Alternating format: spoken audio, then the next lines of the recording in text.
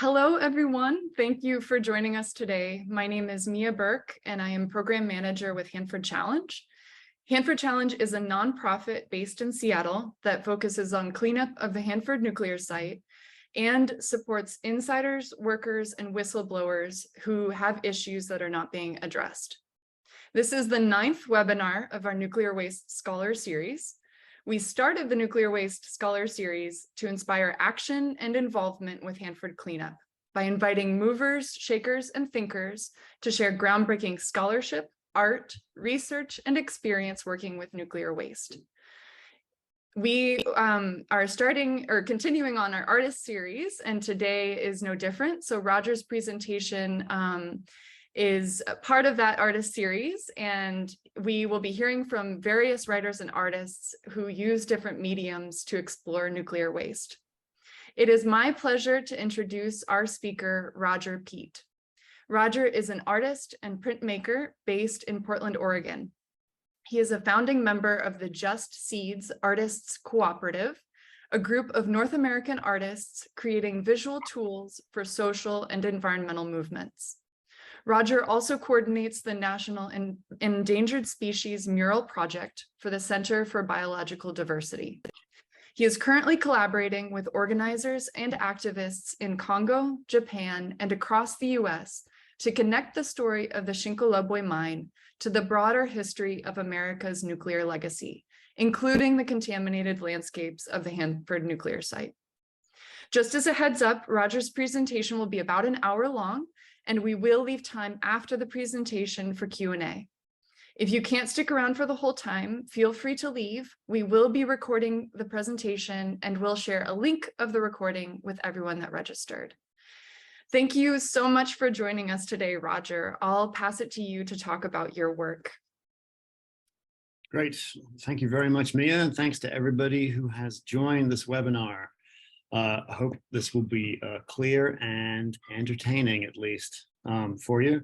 So what I'm going to be talking about today is about a project that has taken the last 4 years of my life working on the research around the mine in DR Congo, what is now DR Congo, that produced the uranium for the Manhattan Project. And this mine made the entire Manhattan Project possible because of the incredibly powerful concentration of the uranium ore that was mined there.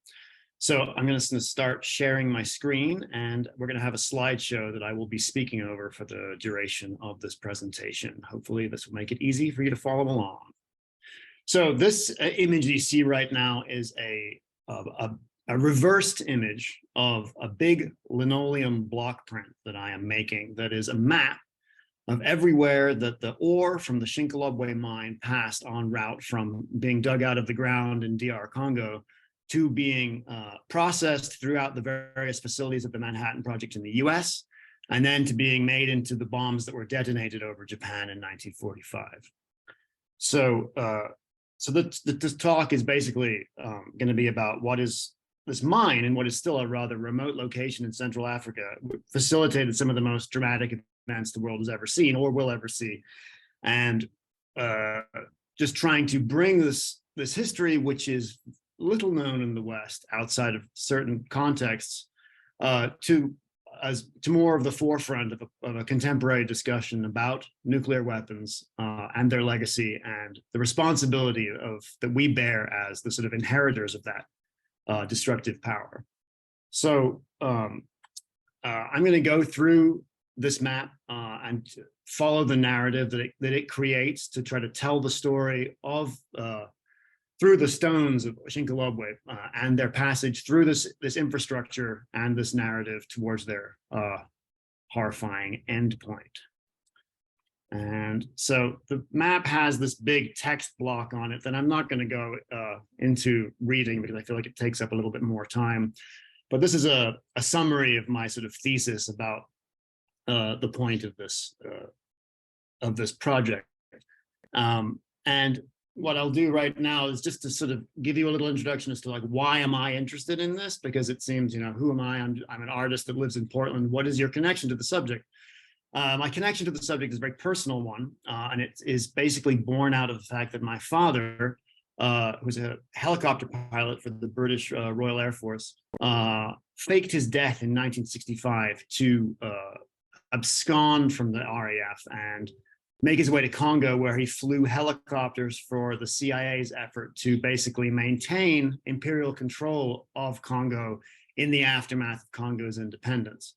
And as I, as like, this image here is of a book that a British journalist, Michael Hingston, wrote about my father's extremely weird and crazy story, and which enabled me to put together a timeline of a lot of the details of these stories that I had heard growing up about this whole phenomenon. So I'll get into like why, what the sort of connection between my father's presence in Congo connects to the Shinkolobwe mine a little bit later in the presentation. And hopefully all these details will hang together in a way that makes sense. And I sort of decided to make this block print map. We'll just keep it on this for a while, because I'm trying to figure out a way to demonstrate and display a lot of this complicated information and history about this project in a way that people can sort of get more intimate with than they would necessarily reading it in a magazine article or a book. Although I have also written a book about it. But this image is intended to make it possible for people to follow the narrative in a more, like you can enter it at a bunch of different points and find different aspects of the narrative that you find interesting and follow the flow of the rocks in a more opportunistic way than you would necessarily reading about the story in a text. And I'm just trying to make also the story something that people can relate to, and it's something that, and to make it something that will stick in people's imaginations going forward. So moving on, this image is kind of a summation of a lot of how the research going into this project went, which is an extremely pixelated image of a lot of barrels. And this is from a history of the effect of the Manhattan Project's waste dumps in St. Louis, and the incredibly pixelated nature of this photograph I really enjoy, because it sort of represents how difficult it is to find information specifically about the story of this mine and its presence in history, because the story of this mine was explicitly removed from a lot of world history and American history because of its connection to the national security history of the Manhattan Project and the building of the first atomic weapons. So here we are back to the linoleum block, and I've reversed the block so that you can read the text and you don't have to read it backwards. And so what we have at the beginning here, we start in within the boundaries of the country that is now known as DR Congo, but for much of the 20th century was known as Zaire, and before that it was the Belgian Congo, because Belgium, the small European country, was the first colonial overseers of this country. And this country, this landmass of Congo has successfully produced a range of industrial products that have fueled the various regimes of the expansion of capital across the world, starting with slaves, continuing to rubber, continuing from rubber to copper. And then in the part of the story that we're talking about today, the very small but very crucial contribution of this single uranium mine in the far southeast of the country, which is right here. So the Shinkolobwe mine located here. And, this image depicts some of the miners who hypothetically are the people who are doing the digging of this ore in this mine, and who are the people whose stories have been completely removed from this history. We know the history of a lot of the other people who participated in this phenomenon, but the Congolese miners, we don't know hardly anything at all. One of the only things that we explicitly know, and the people whose names we know, is that in 1941, there was an uprising of mine workers in the area around the Shinkolobwe mine. And there was a mine leader whose name I think was, sorry, I'm getting it wrong, Mukpo, I think his name was.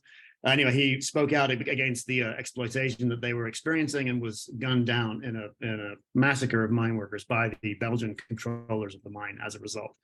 So what we are going to do now is just talk a little bit about the history of the mine itself. So here's an image that I found, on the internet that is sort of an image from a book, a Belgian book about the history of the mine. And this mine was discovered in 1917 by a British geologist called Robert Sharp, who was working for the Belgian minerals consortium called Union Minière. And this British geologist found some brightly colored rocks at the top of this hill in the southeast portion of Congo, and sent them. He's like, well, this yellow mineral, I think, is connected to the very valuable mineral radium, which would probably make me a lot of money if I found a mine that would produce it. Sent the rocks off for assay, and what came back was the fact that these rocks were vastly more potent and powerful than any other ore of this sort ever found anywhere on the history of the planet. Most uranium mines struggle to produce 1% purity, and the ore of Shinkolobwe was assayed at up to 65%. So that's an impossibly greater orders of magnitude of concentration of this particular mineral, which at the time was useless. The only interest that Belgian industrial interest had at the time was in the radium that was in the mine, because that was part of it, commercially exploitable, and there was a radium craze in Europe. So the mine was open to mine radium, and the tailings piles at the side of the mine started to heap up with these piles of incredibly concentrated uranium ore that at the time there was no use for. And the radium craze ran its course in Europe, and interest in radium kind of dissipated by 1937. And so the mine was then closed. But what was happening at the same time was that scientists in Europe were starting to discover that possibilities latent in the heart of the atomic nucleus to create a potential weapon of very, very intense destructive power if they could figure out how to split that nucleus. And what they realized that they needed in order to do that was the material uranium, because uranium has a very large and unstable atomic nucleus that would make it very easy to split. And so at the same time, what was also happening in Europe was the onrushing of the inevitability of the Second World War and the conflict between the world and the National Socialist Party of Germany, and the Italian fascists as well, et cetera, and Japan. So at the time, the mine in Congo was controlled by the Belgian State Minerals Consortium, Union Minière, and the man who controlled that was a man called Edgar Sengier. And he looked out across the landscape and saw the war brewing in Europe, and realized and read the literature about what scientists assumed would be possible with uranium.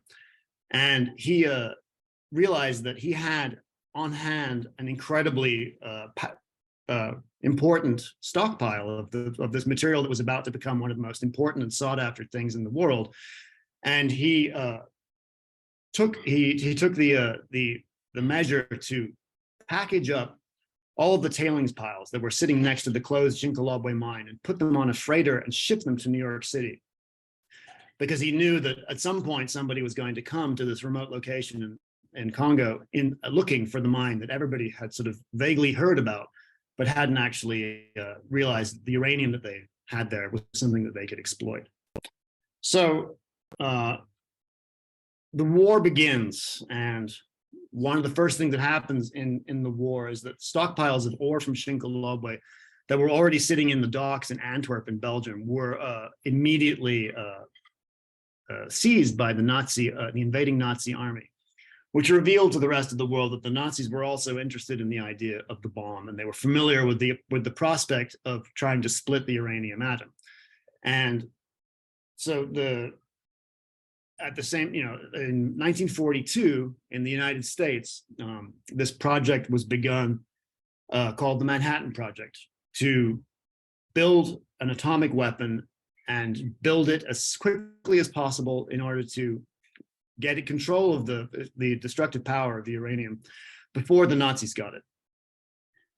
But the Manhattan Project had an immediate first problem of saying, where do we get uranium in sufficient quantity of sufficient power, because we don't have it.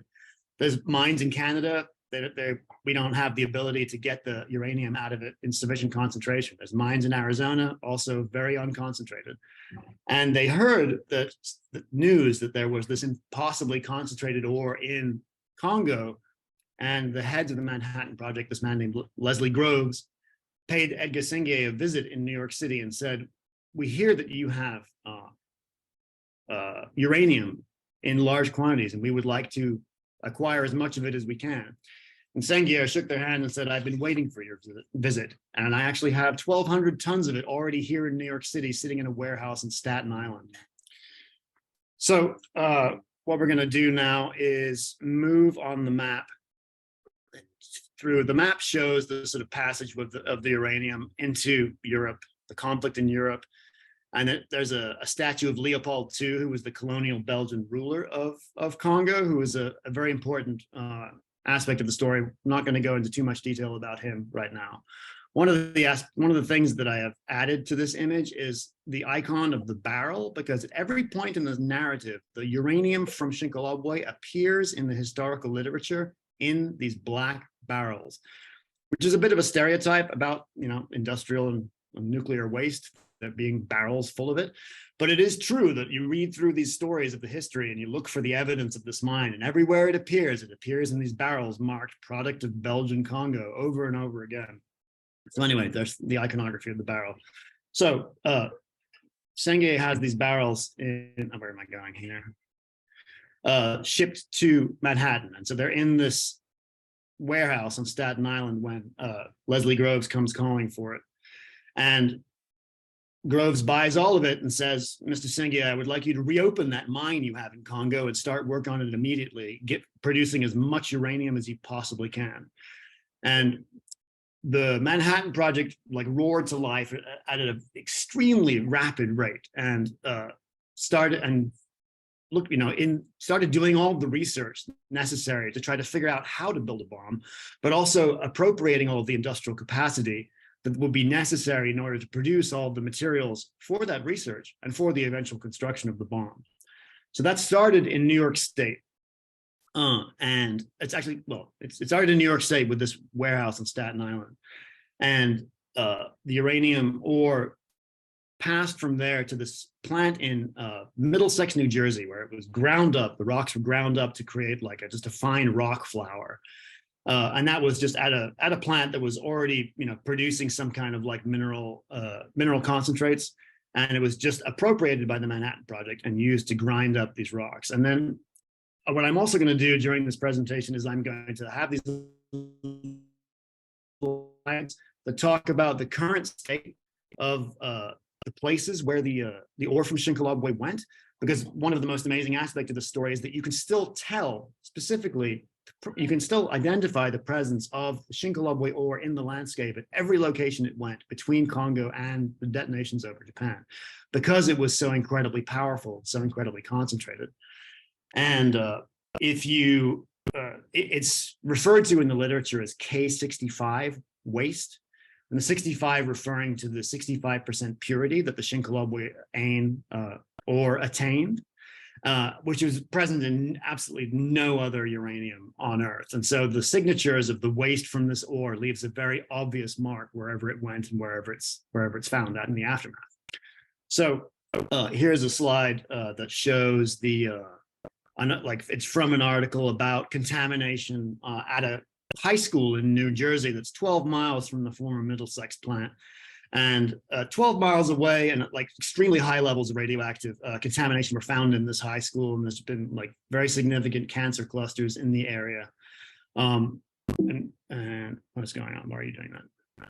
So moving on from there, I guess I should go back to this. So there's the next place that the uranium went was the Linde Air Products factory in upstate New York, Tonawanda, which is the suburb of Buffalo, basically. And this map shows you that area. We have the Linde Air Products Company central facility here in Tonawanda, Buffalo downtown here. And this is an area of the country that experienced an enormous explosion of incredibly toxic and destructive industrial manufacturing related to the Manhattan Project and just to the weapons industry in general.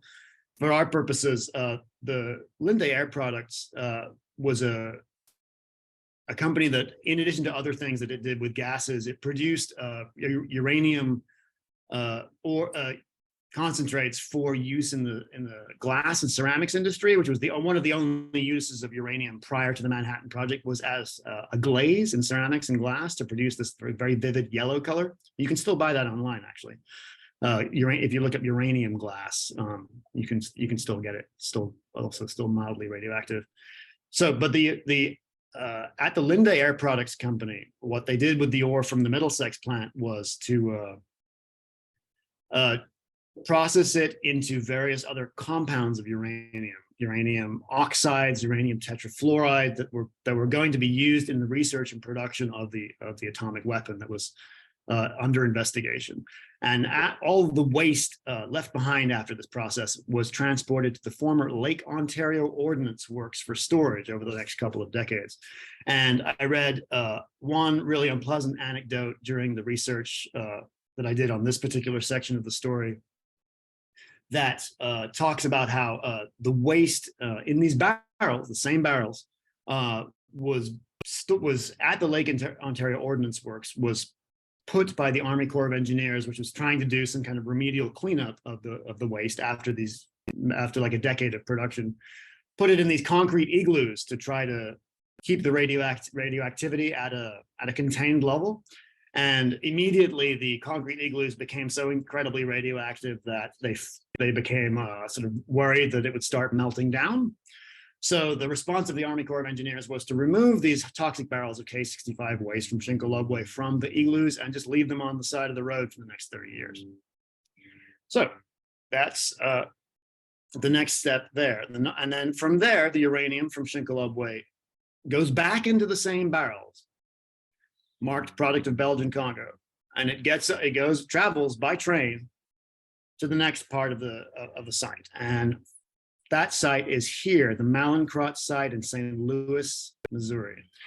But I'm just going to have a brief aside about this part of the image here, which shows the Chicago pile, which was the place which was the research facility at the University of Chicago where where like the sort of first nuclear reactions were performed under scientific observation, proved the concept that you could indeed create these massive levels of energy from the metal uranium. And the next image I have is of a painting of scientists, including Leo Szilard and Enrico Fermi, who are performing these initial experiments this is the Chicago pile, which is basically the first experimental atomic reactor that was built at the University of Chicago. And the next place we go is to Mallinckrodt in St. Louis. And the Mallinckrodt Chemical Works was the next place the uranium went after leaving Linde Air Products in Buffalo. And at the Mallinckrodt Chemical Works, the Manhattan Project appropriated this facility for the purposes of turning the uranium ores, the uranium compounds coming out of Linde into a pure uranium metal that would be sent on to the next part of the process. And this process entailed a whole bunch of experimental methods that they were just coming up with on the fly. And the entire project was basically come up with on the fly. Because it had to be done as quickly as possible in order to prevent, ostensibly the Nazis from getting the bomb first. And what this entailed is workers at this factory packing the uranium compounds into these large metal cylinders they call bombs, and then firing them at some astronomical level of heat in the furnaces that they had at Mallinckrodt for other chemical processes for the purposes of turning them into pure uranium metal. And sometimes in this process, as they were figuring out, these bombs would rupture inside the furnace, and then these waves of pure molten uranium would hose out of them and break through the doors and windows of the facility and coat the entire floor in these nodules of bright sort of silver balls of pure uranium that the workers would then come along to sweep up and put back in the bombs and put it back in the furnace to see if they could reignite it. And Mallinckrodt processed a lot, like Manhattan Project uranium, for a couple of decades, from 1942 through the 60s sometime, until it was eventually shuttered as the production of uranium moved elsewhere, and just different methods of production were developed, and the Mallinckrodt facility was sort of outdated and no longer used. So at the end of that process, the factory was sold to like an industrial operator in St. Louis, who discovered upon purchase of the facility that they had also inherited these waste fields filled with thousands of barrels of high-level radioactive waste. And their response to this unfortunate discovery was to truck the waste in those barrels at night to the local municipal landfill, where it was buried and left unseen for the next few decades. And it was only discovered in that landfill in some point, I don't have the date in front of me, but I think it was in the 80s, where a trash fire ignited in that dump and started burning through it. It was one of those fires that you can't put out. And the Army Corps of Engineers was forced to reveal at some point that, well, the trash fire that is burning through the dump here is eventually going to reach this enormous stockpile of barrels of the most highly concentrated radioactive waste on Earth. And when that happens, it will be something like, well, if you're familiar with the concept of a dirty bomb, it's going to be like that, except in suburban St. Louis. And there's a great organization in St. Louis called Just Moms STL that has been doing a lot of work to try to win some kind of recognition and recompense and remediation of the terrible contamination that is still present in the landscape there. And you can look their work up online, and they do great work, and they are fighting an uphill battle and have been for decades. So moving on now from St. Louis, the next place, this is where the uranium from Shinkolobwe, it goes in two directions from Mallinckrodt. One direction is it goes to the Oak Ridge nuclear facility outside of Knoxville, Tennessee. And at this point, the Manhattan Project is just trying to figure out what is the best way to build a bomb. How do we do this as quickly as possible? Two possible methods. One is a bomb that is, because the point of an atomic weapon is that you're trying to create a critical mass of this nuclear material. Once it reaches this critical mass, summarizing, because I'm not a scientist, the fission reaction occurs in all these atoms at the same time, releasing an enormous amount of energy and creating a nuclear explosion. One way you can do that is to fire a slug of uranium into a donut of uranium, and that creates the critical mass. That's the gun bomb that was used for the Little Boy bomb. And Oak Ridge was the source of the material for that particular method of bomb construction that was being developed.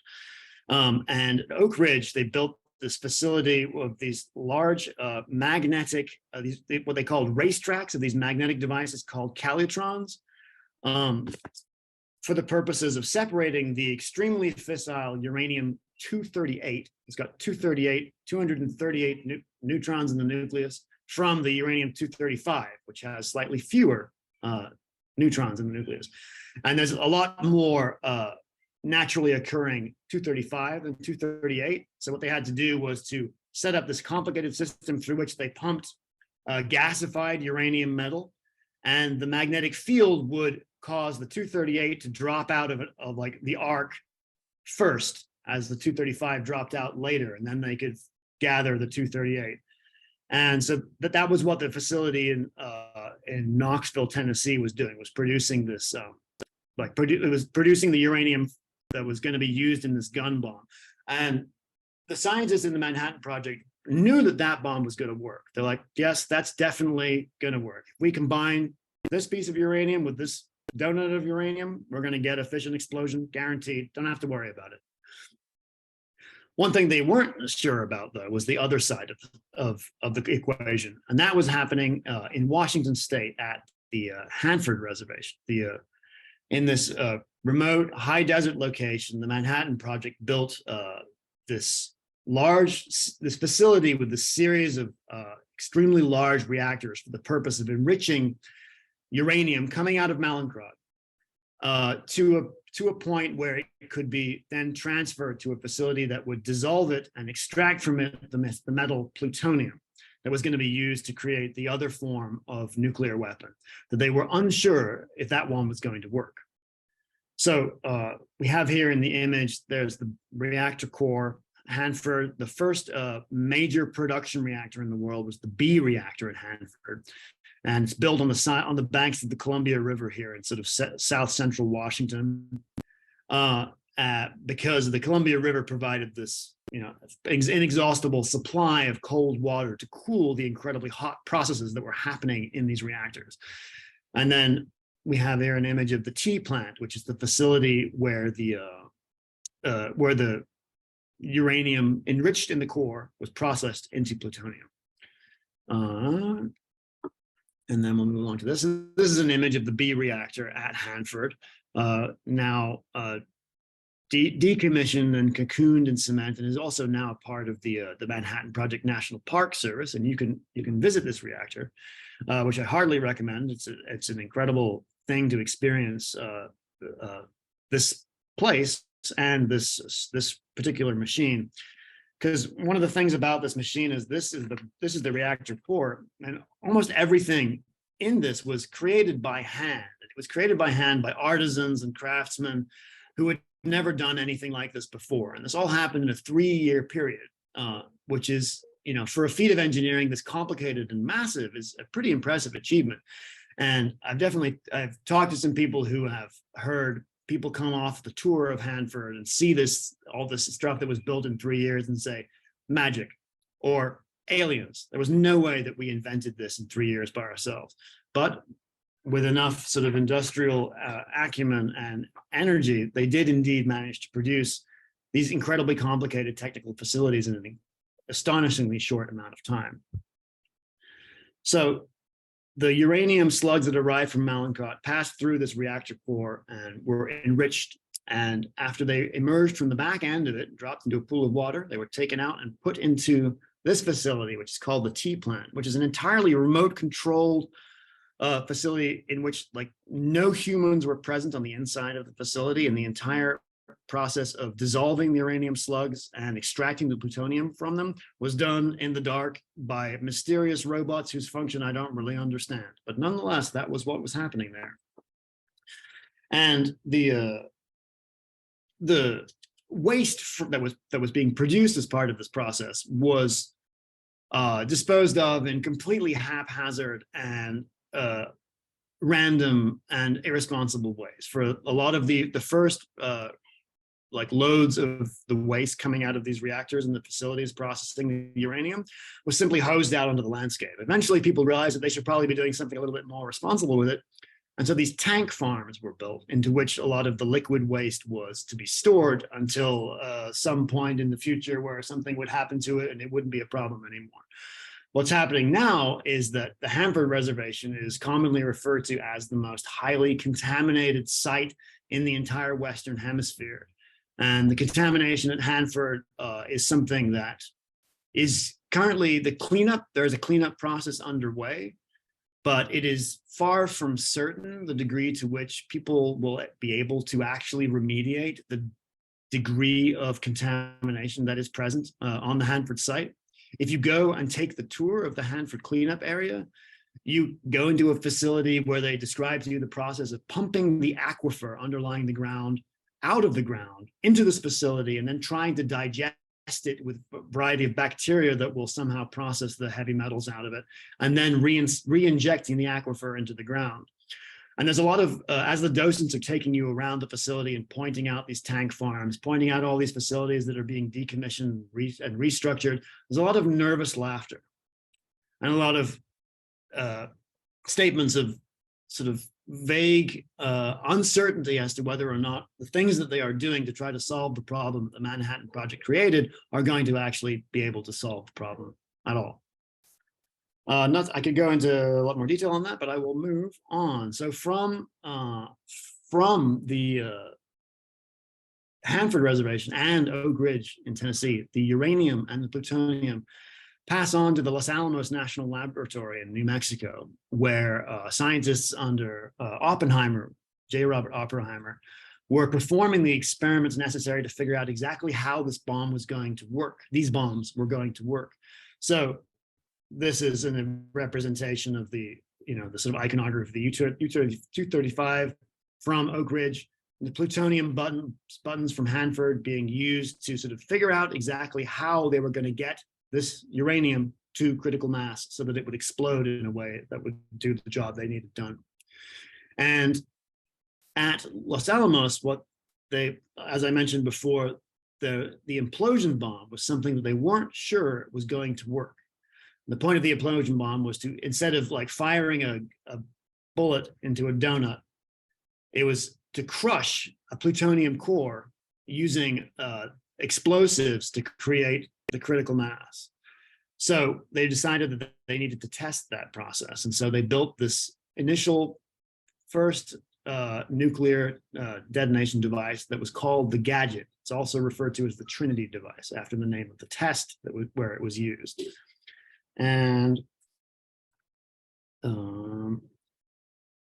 so the Gadget itself is this, it has this plutonium core surrounded by these very complex handcrafted lozenges of this high explosive that was painstakingly assembled by these people who were inventing this craft process as they went along.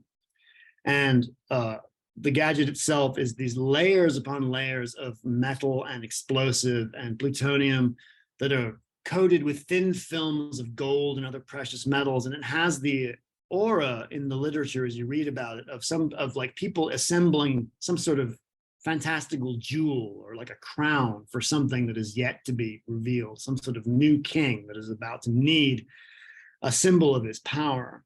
And all of this is made possible by the ore from Shinkolobwe. None of this would have been possible if there wasn't this absolute profusion of astronomically concentrated uranium ore available for all of this tinkering in these various magicians' workshops to try to produce these complicated devices that they didn't know were going to work until they tested it. And so this is an image of in Los Alamos performing these sort of various experiments on the shape and size of plutonium cores. There's an image of the Gadget itself after it's been hoisted onto the gantry at the Trinity site. And the next thing that happens is the testing of that device, which is referred to as the Trinity test. This is the first nuclear explosion that ever existed on the planet, and revealed to all of these scientists in attendance that what they had done, here's my sort of representation of the scientists and the structures that they had built around the test site being blown away, that what they had actually done was to the end of the world. They had invented the end of the world. And this is an image of the Trinity test, like 0.2 seconds after the detonation at the Trinity site. So the next step after this was to build the two bombs that they now knew were actually going to explode, assemble them, put them onto ships, and transport them across the Pacific to the island of Tinian. And then from Tinian, two aircraft took off carrying, well, on subsequent days, carrying the weapons that would incinerate first the Japanese city of Hiroshima, and then the Japanese, I'm sorry, this display is here, the Japanese city of Nagasaki. And in the aftermath of those two detonations, which killed several 100,000 people in those two cities in Japan, while a lot of the rest of the country was on fire from being firebombed, the Japanese government surrendered, and that was basically the end of World War II. And I recently read Cormac McCarthy's last novel, which presumably is his last novel because he's old and he's probably going to die soon. But his last novel is called Stella Maris. Talks a lot about nuclear weapons and nuclear war. And one thing that I thought he says through the protagonist of this novel that the Manhattan Project ranks among the top 5 human achievements. And this is the quote, it's up there with fire and language. It may be number 3. No, it's at least number 3, and it may be number 1, but we don't know yet, but we will. And one thing he also describes in that book is, he says that Japan wasn't defeated in battle. It was instead defeated by witchcraft. And what happened next for the purposes of our story, which is the story of the Shinkolobwe mine, because a lot of the rest of this narrative is pretty clear. Everybody knows it. Everybody knows some version of the story. But what happened next was the Shinkolobwe, after it revealed to everybody what could be done with this material and what had now been done, Shinkolobwe vanished, from history. It was removed from maps. It was removed from popular consciousness. It was removed from the story that it had made possible. And the people who worked in that mine, digging that ore out of the ground with picks and shovels, were never entered into history at all. Their presence, their names, their narratives are undocumented and have been completely undocumented for the entirety of that history between then and now. The mine itself continued to produce the vast majority of nuclear material that the US used to build the subsequent thousands of bombs to invent the next realm of bombs, the hydrogen bomb, whose levels of destructive ability were orders of magnitude even greater than the bombs used in Nagasaki and Hiroshima. And it continued to produce that material until at least the late 50s.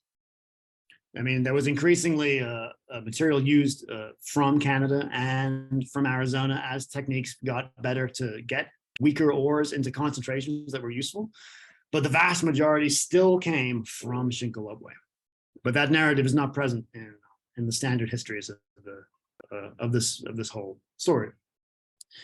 The only place that it penetrated popular culture really is sorry, this is a sort of an article that this is an image of an article from a newspaper in California in mid 50s, where there is this strange little paragraph that sits in the bottom corner of this page that otherwise it has a bunch of unremarkable news stories in it.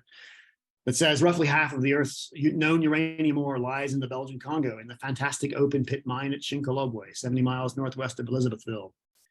Name was dropped from maps for secrecy's sake during World War II. It's just there's almost no evidence or reference to Shinkolobwe in the historical record or in literature from those decades. And one of the only places that I could find in 4 years of research is this one small paragraph in a newspaper from Marin County in California. The only other place that Shinkolobwe entered popular culture is through the Marvel comic Black Panther, which may seem a little strange to reveal, but Stan Lee and Jack Kirby in 1966 invented this character who was an African king who ruled a kingdom that existed in secrecy in Central Africa and was militarily it was the richest and most militarily powerful country on the planet, but it existed in self-imposed secrecy and sort of an exile because it understood that the revelation of an African country with access to this powerful material would be instantly destroyed by more powerful interests out there in the world. And this is a page from that first 1966 issue of the Fantastic Four comic in which the Black Panther character first appears. So and it's just this panel in particular I find really fascinating, where there's this person communicating with their superiors in the kingdom of Wakanda, and an area, it refers to Wakanda as an area wherein lies buried a mystery known only to those who know of the Wakandas and who speak the name of the Black Panther in hushed fear something to tones. So this turned into this, Stan Lee and Jack Kirby were aware in 1966 of the story of Shinkolobwe, and they decided to imagine what it would be like if an African country had been able to control the resources that it contained and utilize them somehow for a purpose that was other than what actually happened to them in the course of history. And in 2018, there was this narrative was made into a very popular Marvel movie called Black Panther. And the incredible irony of this movie is that there's a character who becomes an ally of the main king character in Black Panther, who is a CIA agent, shown at left here, played by the British actor whose name I can't remember. And this CIA agent is represented as having some kind of concern to help the Wakandan people, retain control of their resources and of their ability to sort of defend themselves against a cruel geopolitical menace that is coming at them from outside. But the unfortunate irony of that is that in the actual history of the world, the CIA spent the next several decades trying with great enthusiasm and desperation to control their deniability of Congo's uranium to anyone else in the world at any cost, which led to the arrangement by basically America and Belgium's intelligence and interests combined with their mining interests of the assassination of Congo's first Prime Minister, Patrice Lumumba. And this was all undertaken because the US government and the Manhattan Project, some would say that the two are one and the same, were never able to convince themselves that there might not be somewhere out there in the landscape of Congo another mysterious egg of magic that would enable them to do something else like they were able to do with the uranium from Shinkolobwe. And what Kirby and Lee wrote about in 1966, they wrote about that in the aftermath of the US-sponsored coup that installed the dictator Mobutu Sese Seko and who renamed the country Zaire. And for a brief period of time, my father, who was there in the Congo as an employee of the CIA, served as Mobutu Sese Seko's personal helicopter pilot. And there's a great anecdote that he tells of being on Mobutu's yacht, telling Mobutu about, this is probably not something that didn't really happen, but telling Mobutu about the sort of sorrow of the people of the Congo, and Mobutu turning to him on his yacht out in the lake and saying, "Mr. Peet, if I were not here to take control of these resources, somebody else would come along and take it from me." That is, it's just a part of this, my sort of weird personal connection to this very strange narrative in which so much is sort of shrouded in secrecy, but it is also shrouded in myth, because a lot of this is based on this process of myth making that allows us to understand, we in the West and in the US, allows us to understand that all of this was necessary in order to get us to where we are now, that there's no way that it could have been any other way. And so you can still see, Shinkolobwe on Google Maps. If you zoom in, you can find the mine site and you can see what it looks like right now in the aftermath of when there was no longer a need for uranium to be produced from the mine.